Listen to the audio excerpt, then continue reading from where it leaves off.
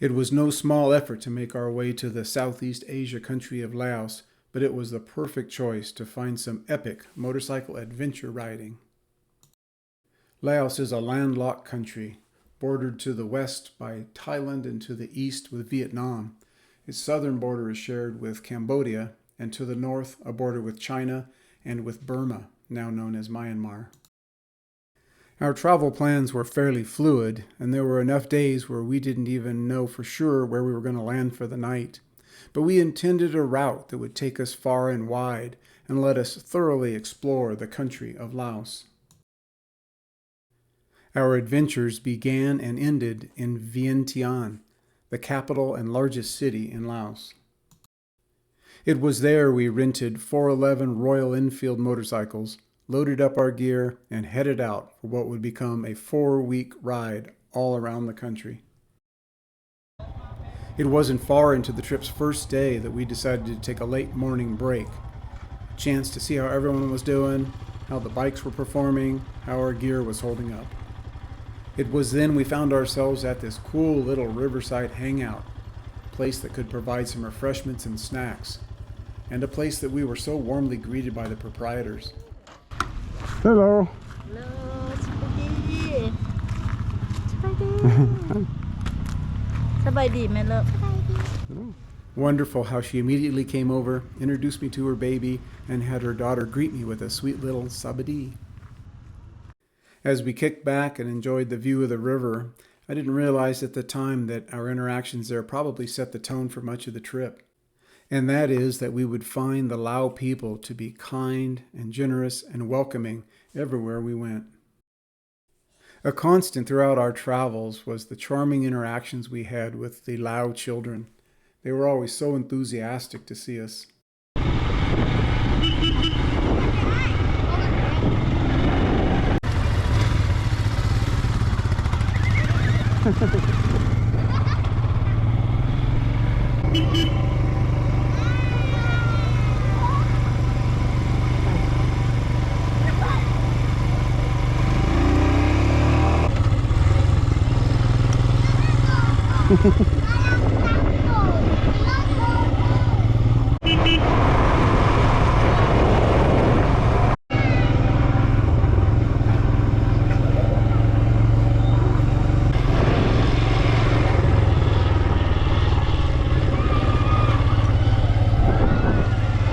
And somehow a high-five hand slap turns out to be a fairly universal thing.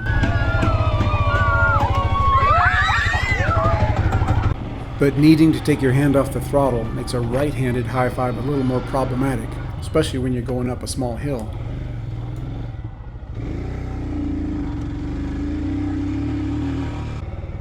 But the right-handers do at least work better when you're on fairly level ground. I'll momentarily digress here for a little background. For well over a decade, I've used GoPro cameras to document my riding and off-road racing, and like most folks, started using a helmet top mounting. I ultimately found that awkward to use and difficult to operate the camera, not to mention having lost a camera off the top of a helmet somewhere in the middle of a race. A few years back, I switched over to a chin mount camera system, which I find far more efficient for cycling the camera on and off as I approach something of potential interest. I find this approach works really well almost all of the time. Almost. Here was one of the rare instances where my camera work failed and I missed what would have been some excellent video. I was so disappointed when I later found out this was the case. We were riding through a rural area and passed a long line of children, apparently getting out of school in the afternoon. As we passed, each student would put their hands together and almost curtsy in this most gracious gesture. They didn't know who we were, where we were from, but they were extending to us this warm welcome. And here was another little heartwarming scene as this woman took this little boy's arm and helped him wave. Like I said, the Lao are a kind and gentle people. Scooters and little motorcycles are a very common source of transportation in Laos, and obviously the children are very accustomed to riding on them. From infancy on, children find themselves bouncing along on motorcycles through the dusty countrysides, and before too long, they're totally responsible for hanging on themselves. Every child we saw seemed incredibly comfortable being on two wheels. And this mother was so eager to have her little son pose on a motorcycle for a photo. It was such a cute scene. One day we were riding through a rural area and we came upon a sign that directed you to a pottery making location. So we headed off through this little neighborhood to check things out. We finally reached the facility and it was actually a pretty cool sight. But even more fun was our interaction with some of the local children from the neighborhood. Oh my God. Here we go.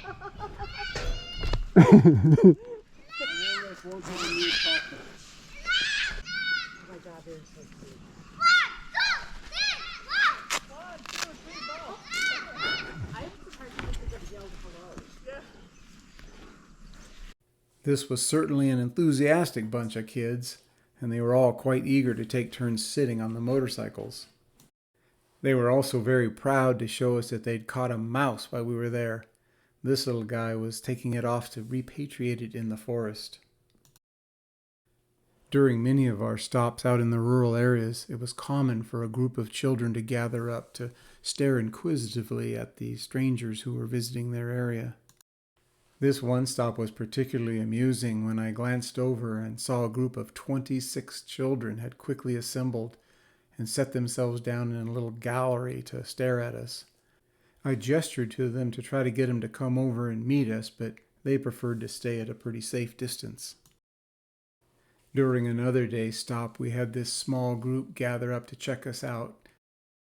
They eventually warmed up and came closer to give us a better look, but even then they basically just stood there and stared.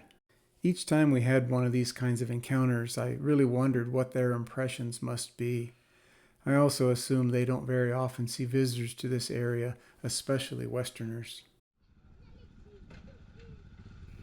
And they all just continued to stare, even as we fired up our bikes and drove off.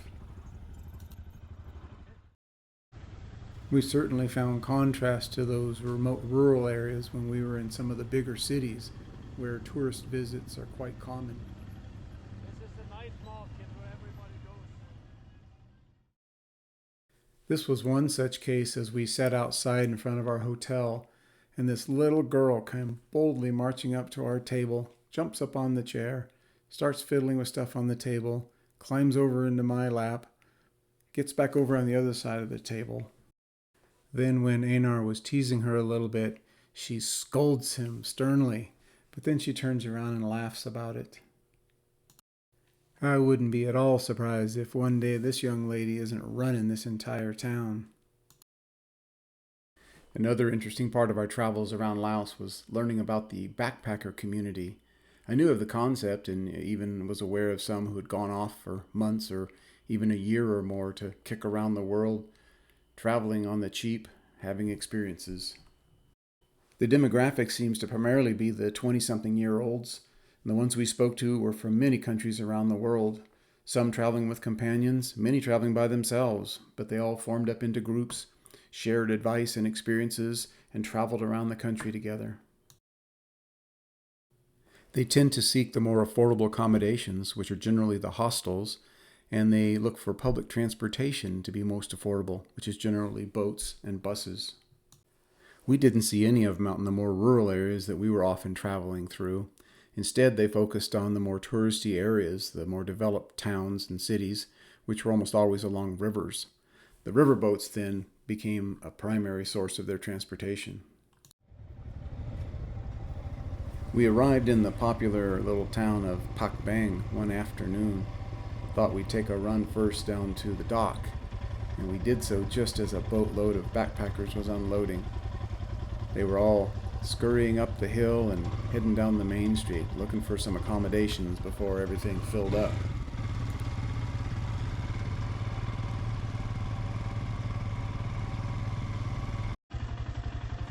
We also met a number of backpackers who said they would occasionally do daily scooter rentals so they could get out and see more of the sights. Uh-oh.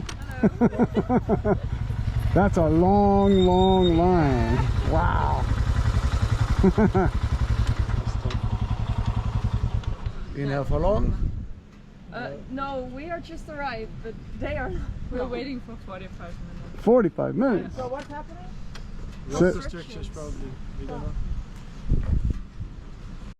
It became a very common sight, seeing the backpackers getting on and off of boats and hanging out at the hostels and most all of the popular tourist cities that we visited. In riding motorcycles, it is critical that you are always vigilant for animals crossing the road. And in areas like this with lush vegetation, you would expect to see a number of wild animals. In chatting with some longtime expats, we'd mentioned not seeing wildlife as we traveled around, and they remarked, "Because it's all been eaten." That's an exaggeration, but it's true that the poor country of Laos has had its population searching for food to the extent that wildlife populations have been tremendously impacted. Laos is known as the land of 1,000,000 elephants, so that was one critter we absolutely wanted to see. Sadly, we never came upon one. We were later told that they are so scarce in the wild that you will never see one of them. You've spotted an elephant. At least I want that picture. Do you want to pose next to the elephant? Oh, it was bound to happen. But whatever Laos lacks in wild animals on the road, they more than make up for it with the domestic critters. We seem to encounter a fair bit of that domestic wildlife pretty much every day during our riding. Many of them felt quite entitled to their roadways and really didn't give two shits what we were doing there. These geese were at least in motion, but same as the others, didn't even flinch when we rode by.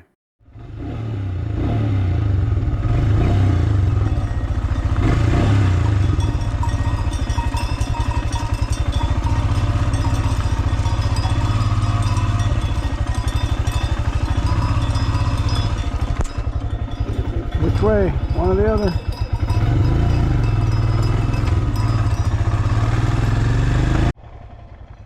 While it was clear the cattle were looked after by farmers, we weren't really sure about the water buffalo, but we later did learn that they too are often tended to as livestock.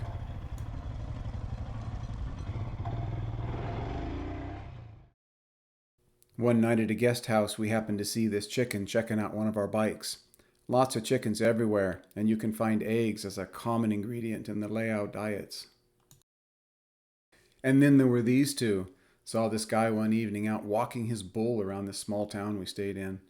Check out that colorful collar. He's even got a couple matching ankle bracelets. As a communist country, it was unclear what the relationship might have been to religions, but it became quite clear that Laos is a very Buddhist country. We saw signs of that everywhere we went.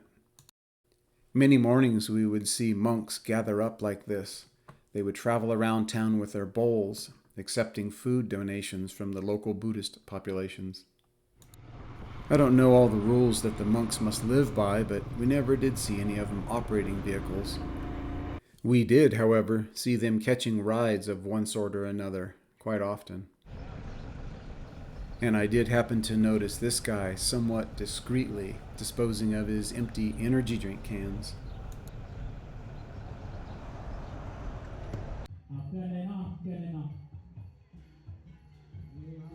Here was another one of those great chance encounters. One morning in the town of Luang Prabang, we happened upon an ancient Buddhist temple and this elaborate ceremony going on. They were celebrating the end of a special month where the monks don't travel and they stay home and meditate.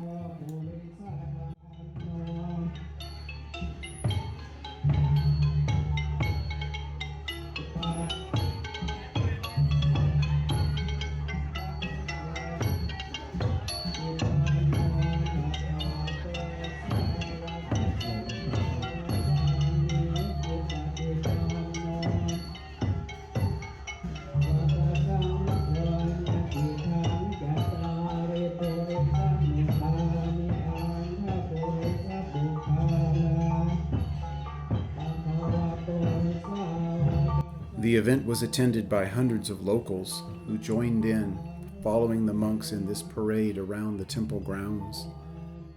Many of them brought various offerings in support of the monks and the temple, and a good bit of it was cash that you see dangling from these arrangements that some of them are carrying.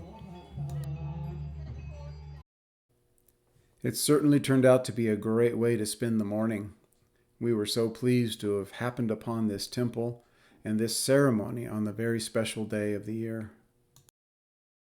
We had so many enjoyable little encounters along our travels, like this woman along the roadside selling live fish to the cars passing by.